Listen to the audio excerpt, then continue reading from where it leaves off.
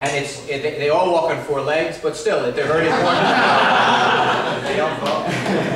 No, and look, these are issues that are important. They're important to me, and I think I've always had a perfect score in all of my years, and there are a lot of these animal rights issues that emerge, and I'm gonna keep talking about them and keep keeping them in my mind. It's an important part of the New York family.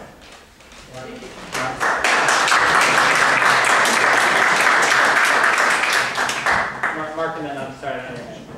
Always good to see you, Anthony. Mark, my pleasure. I just wanted to add some spin to what you were saying before about delegates. It seems to me we're a political party, and our goal, therefore, is to win, actually. And if you look at things, that popular vote, which, as you point out, is greatly distorted because of the non-Democrats voting, is not important. If you're living in a state where you cannot deliver your state for our candidate, I don't think you should have the same power to select that candidate as I do, where we can consistently back our candidate. And I think we should have superdelegates, but they should be going proportionate to each of the states, in directly proportionate to how many times they delivered for our candidate over the last 3 political presidential campaigns. And in fact, if you look at the one race, the one issue that matters is electoral college, and Hillary, she had Pennsylvania, Michigan, and Florida, 280 electoral votes minimum. Right. Barack had tied or below in Massachusetts. Do you have a question?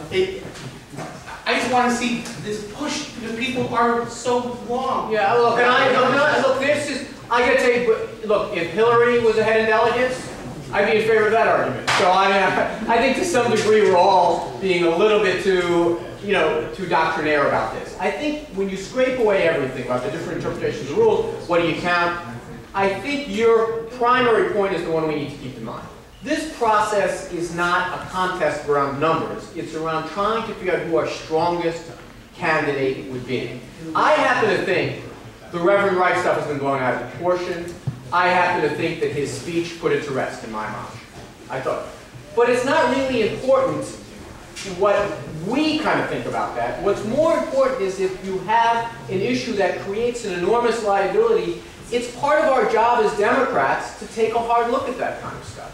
And I think that just as it's perfectly fair for supporters of Barack Obama to say, let's read the 41 books written about Hillary Clinton and see what kind of liabilities there are there. I think it's an important thing, but I got to tell you something. I am comforted by the idea. We're Democrats, we're going to come together. Barack Obama's the nominee. I'm going to work very hard for him and try to make sure that he gets elected. But this process that we're going through now, we should let it happen. Let's see if Barack Obama can win Pennsylvania. You want someone strong in Pennsylvania.